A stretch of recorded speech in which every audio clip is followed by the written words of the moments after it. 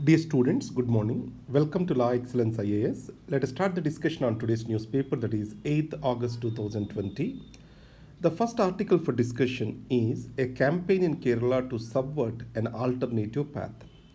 In this article, the author mentions about neoliberal way of development and non-neoliberal way of development. So to understand this article better, we need to know the differences between these two. Now, let us ask a question to ourselves. Who can bring in material benefits to all of us? So, a better way of life to all of us, either it is by the government or by the private sector. If government is supposed to dominate in the process of providing material benefits to us, then it is a non neoliberal way of development. On the other side, if the market, that is private sector, is dominant to provide us material benefits, then it is neoliberal way of development. Let us further dwell into it. Neoliberal model is a dominant ideology since Reagan and Thatcher era. Mr. Ronald Reagan, he was the president of United States of America. Margaret Thatcher was the prime minister of UK. They emphasized on free market, free trade, low taxes, fewer labor laws, deregulation. The basic premise here is governments prevent development and progress, economic growth, etc. Over governance or excessive involvement of the government is not good for markets and economic progress. So that's why let us have minimal government with a free market capitalism. This is what neoliberal approach is centered around. On the other side, non-neoliberal model of development emphasizes on state-centric welfareism, that is health, education, subsidies, public sector dominance, etc. Here, the author emphasizes on Kerala as a non-neoliberal model of development that is alive in India. Few years back, there was a question on models of Amartya Sen versus others, or Kerala versus Gujarat model. This is how the question has come up. The Kerala model is more state-centric progress model, and Gujarat is market-centric neoliberal-driven model. That's how we need to understand it as. In post Second World War scenario, capitalistic bloc and communist bloc were fighting each other. That is Cold War era. In this scenario, Eastern European economies have failed in late 1980s. And then many of the developing countries have riddled with debt. There was a lot of debt on their head. So the neoliberal model started on these foundations. Now you may all get a doubt how the poor will get benefited in private sector in market economy. The answer they give is trickle down effect. Private sector boosts the economic growth and investments flow from everywhere to a particular country, and these investments will fuel the economic growth, which in turn will create the jobs, which in turn will provide for benefits to everyone. So the trickle down effect is being stated as a reason or a way how poor can get benefited from this. It was first experimented in Chile in South America, and later World Bank and IMF through their structural adjustment program exported this across the world. You also know that PV Narasimha Rao era is known for structural adjustment program in India. Rao Manmohan Singh model we famously call it as. Now, what is the criticism of this neoliberal model? One, it has raised economic inequalities. So before 1990 and after 1990, if we compare in India, the inequalities are never like before. And also, the collective consciousness of the society got weakened, and individualistic or individualism has grown up among the people. I has become important than we. So there is a lot of social degradation or corruption of soul. That is what my teacher Venkat Mohan sir called it as. It is corruption of soul that has happened in this neoliberal model. The next, the transnational companies or multinational companies are able to exploit the wealth and resources of many developing and underdeveloped countries. If you talk about Africa, Most of the African countries today are debt ridden and ruled by dictators because of the greed of these transnational companies. And then, even in the developed world, the neoliberal model has failed. Today, the growth of right wing leaders like Trump, Maria Le Pen, all these people can be attributed to the neoliberal model. What happened? Neoliberal model promoting free trade also has promoted globalization. It has generated many of the insecurities, and also social security nets got weakened for these people. So most of the European countries, they had free health and unemployment benefits, etc. In the neoliberal model, there are no free lunches. It means that many of the benefits are withdrawn. So people started feeling insecure. So the right leaders, or rightist leaders like Trump, they showed immigrants as a reason for the loss of jobs and their insecurities rather than showing them the true picture. Ultimately, it led to political chaos among these Western countries. That's how we can put it as. So, finally, this article also touches some points which are related to federalism. So, in our federal setup, responsibilities are with states. Let's take health, education, all these responsibilities are on the head of the state. But financial muscle is with the center. Second point, the center is not devolving the finances in a timely manner. The GST compensation which center is supposed to pay is not paid on time to the states. That's why the states are getting hamstrung, are unable to fulfill their responsibilities. And misuse of social and other media and political parties and media affiliation is also being discussed. So the politicization of independent media is one of the reasons of weakening of our democracy. That's how author is trying to put it as. The next article is related to Sri Lanka elections. I have clubbed all the articles related to Sri Lanka elections and presented them over here. Now, if we see the highlights of these four articles, they go like this. There are two grand old parties in Sri Lanka. They are Sri Lankan Freedom Party and United National Party. Both of them got wiped out in these parliamentary elections. You know that in previous presidential elections, the Rajapaksas brothers won the election. Even today in the parliamentary elections, Rajapaksa party, that is SLPP, this has won the elections.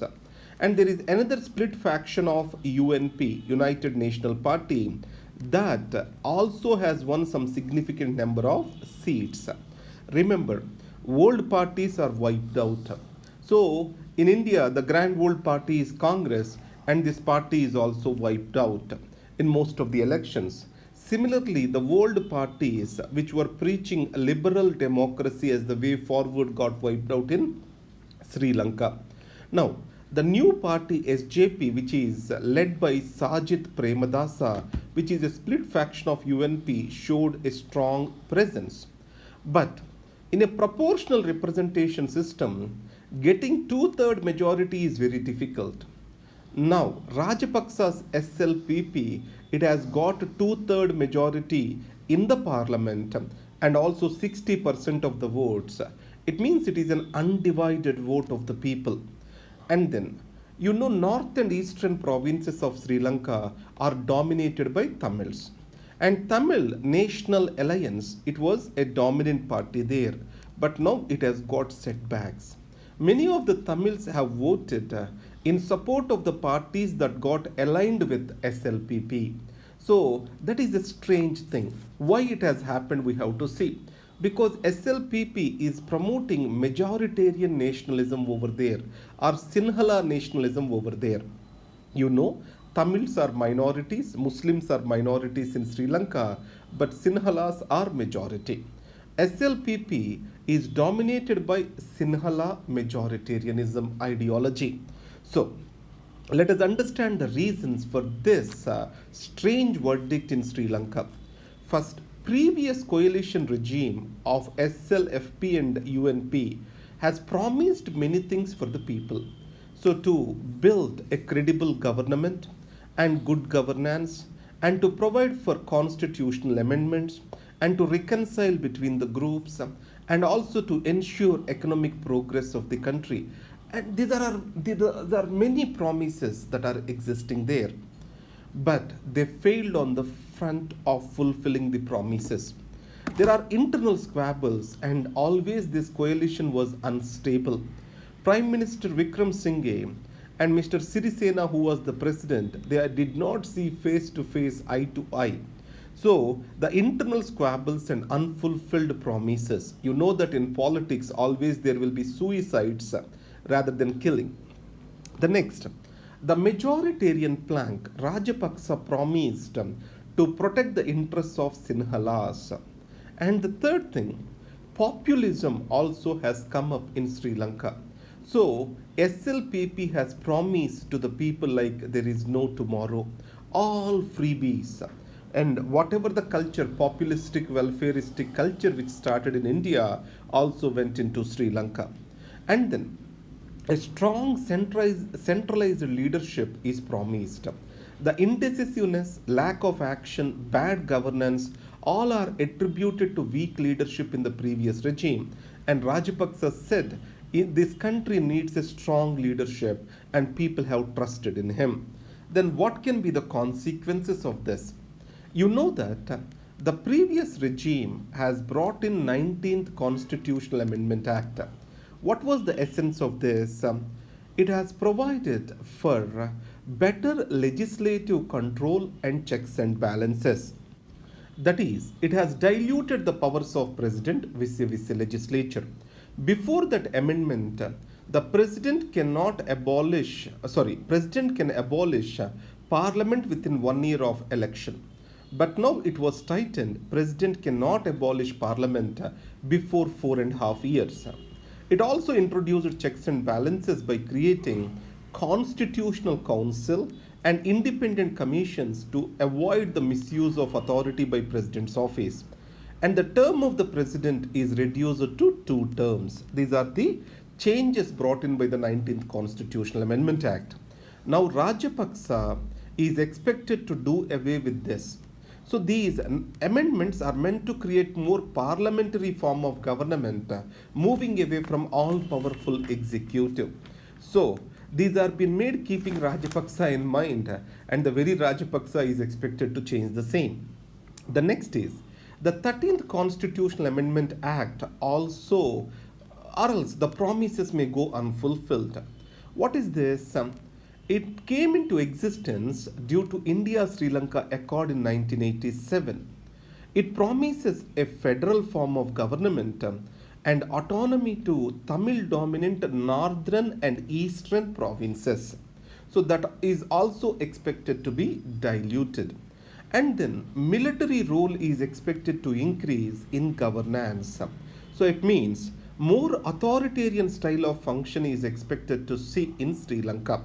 Now, for our mains, we have to see how India and Sri Lanka relations are expected to change with an assertive, powerful, strong government in Sri Lanka. And you also know that China is heavily investing in Colombo, Hambantota ports over there. This is what we call as debt trap diplomacy.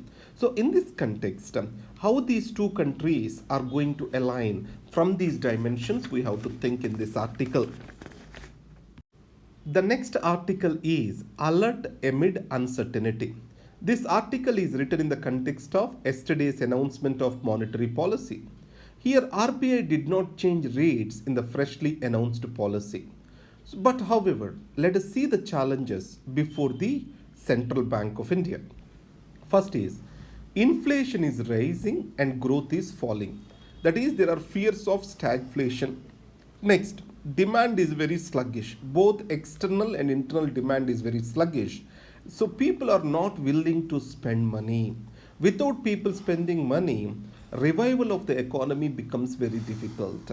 And RBI estimated that the fuel and food prices are expected to be on higher side. It means inflation targets may be missed this particular year. You know that inflation targeting has come in India, and present inflation target given by the central government to RBI is 4 plus or minus 2%. And then heightened tensions with China is also a concern. You know that China is the largest trading partner of India, and many of the investments are also flowing these days from China. So, the major focus of RBI in the latest policy is to ease the flow of credit to end customers. You know, the credit transmission of monetary policy is very weak in India. Many of the banks are not willing to transfer the benefits of the monetary policy to the end customers, and RBI is hitting there directly to make the money, easy money, available to the people so that demand can come up in the economy. But however, the greatest fear is the NPAs are expected to grow due to this downturn. Once the NPAs increase, the situation can topple, financial instability can be an outcome.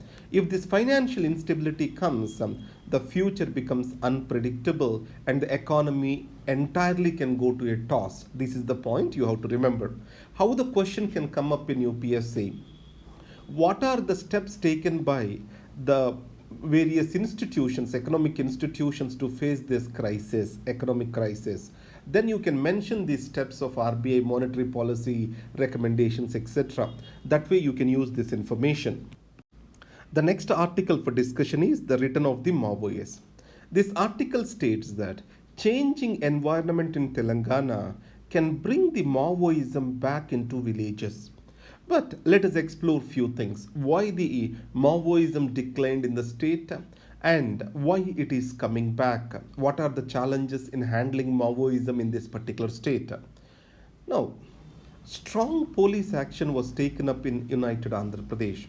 In 2004, when Y.S. Rajashekar Reddy was the chief minister, Naxals were invited for talks and ceasefire agreement was made. Later it was broken by both the parties. But police are able to get a lot of intelligence against Maoists in this or during this ceasefire agreement. And Greyhound was effectively, or else a special force created, was able to effectively use this information to fight Maoists. Second, Rajashekar Reddy government itself is known for strong welfareism. So welfareism has made benefits to reach to nook and corner of the state, including the tribal belts. So as needs are being fulfilled, obviously the voice of the Naxals have become weakened. Road and mobile network improved, and these communications made the police forces and government establishment to go to the place as quick as possible. And then caste organizations took strong lead in dispute resolution. Previously, Naxals took the responsibility of dispute resolution, no more that. Next, political parties are able to enter into tribal belts. Local governments played an effective role in this case. 50% reservations given to women can be stated as a game changer. And opportunities to youth also have increased, especially in government sector and also local industries. But however, the situation is changing today. One, the stronghold of Telangana is necessary for the leadership, Maoist leadership, because they are now strong in Gadchiroli area and in Chhattisgarh. But without having a foothold in Telangana, they may have questions of legitimacy on their leadership.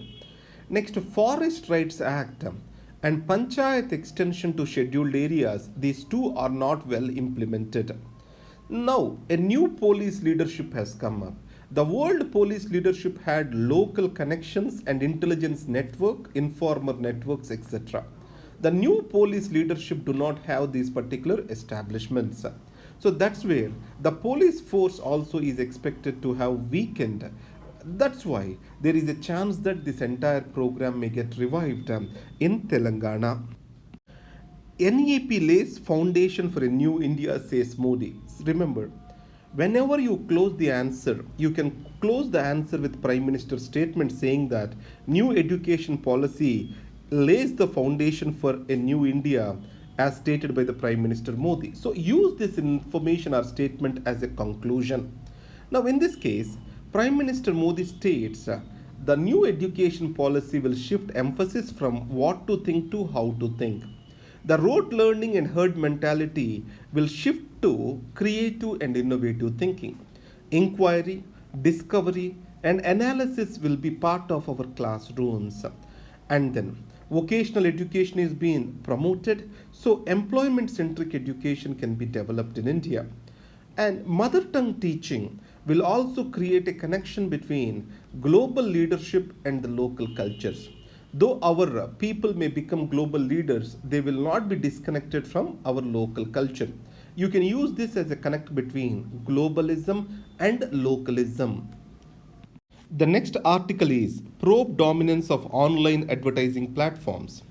This is a report of Future of News in India. It provides following ideas related to management of misinformation. What it emphasizes is light touch measures. What are these light touch measures? A range of legislative, co-regulatory and voluntary measures have to be initiated to ensure a proper information is delivered to the reader. Second, reader literacy is important. It means reader shall be able to distinguish between right and wrong, opinion and news. Third, the Press Council of India regulatory agencies' powers have to be increased. Finally, a code of conduct has to be developed for online news platforms, and this develops an editorial responsibility. These are the four ideas which are used. You can use this particular information with regard to social media and online news management. No free grain in July for 40% of PMGKAY beneficiaries. What is this PMGKAY? Pradhana Mantri Garib Kalyan Anna Yojana. So, Mr. Ram Vilas Paswan, the food minister, what he says, many of the states did not take an active role for distribution of grains to the poor during COVID-19 crisis. Then, the states are the major implementation agencies in India. So, this failure has made many of the people suffering from hunger. RBI sets a panel for stressed loan resolution norms. For prelims, remember that during COVID 19, the stressed loan management becomes important. For this, a KV Kamath committee is appointed. The next article is Watson Assistant speaks for ICMR. This can be used as an example to quote utilities of artificial intelligence. So ICMR has used IBM developed Watson assistants to educate the patients and to provide the necessary information to doctors, etc. So artificial intelligence and its utility can be can be used quoting this particular example. Next, India to take part in Kakavas 2020 in Russia. So India is expected to take part in Russian Kakavas 2020 strategic command post exercise. Why this is important? It is conducted by Shanghai Cooperation Organization, in which China is also a part. World Heritage Committee meeting postponed. You know that UNESCO recognizes World Heritage sites. So in Telangana, there is Ramappa temple near Warangal, built by Kakatiya rulers. It is in the list to be recognized as World Heritage Site. The World Heritage Committee, which is supposed to decide this, its meeting got postponed. Remember Ramappa temple as a question. You know, Nandi Foundation is renowned for working in Araku Valley. It has developed coffee plantations with local tribals. And today, Araku Coffee itself is a big brand. For this effort, it has received Rockefeller's Food Vision 2050 Foundation Award. Two Odisha villages become tsunami ready. So, Venkatraipur in Ganjam district and Noli Sahi in Jagatsinghpur district are declared as tsunami ready. By whom? UNESCO's Intergovernmental Ocean or Oceanographic Commission. Why it was given? They adhered to 11-point indicators to claim to be tsunami ready. So this point is beautiful to quote as an example in our disaster management. What are the steps they took? Community tsunami risk reduction plan, like planning mangroves etc. on the coast, mapping of tsunami hazardous zones, public display of tsunami information, easily understood tsunami evacuation maps, outreach and education materials, annual mock drills, emergency action plan to evacuate, and then 24-hour warning stations. All these been established in these villages. That's why they are being declared as tsunami ready. So you can also quote this as an example to enrich your answer. Remember, the successful and a failure student are different by zero point 0.5 marks in each question. Adding these points makes a big difference. Next, stress on integrated approach of multidisciplinary education. Remember these words, integrated approach and multidisciplinary education. Higher education in India is fragmented. Let us see. I did my medicine from Guntur Medical College, but I was interested to learn coding when I was doing medicine, but it was not allowed to me. So now, with an integrated approach, I can read political science along with medicine. So, arts, humanities, and sciences and mathematics, these are all together called STEM. Science, technology, engineering, mathematics, all these will come together. So, the silo approach, fragmented approach, is going to give way for integrated multidisciplinary approach. The point you need to remember is with new education policy, higher education is expected to move from silo fragmented approach to integrated multidisciplinary approach. There are two accidents. One is landslide, the second one is an aviation accident. So, the reasons for this landslides is there in our syllabus. The reasons for this will be discussed to you in a separate video by Malleshwari ma'am, who is La Excellence Disaster Management faculty. Thank you very much. Have a great day.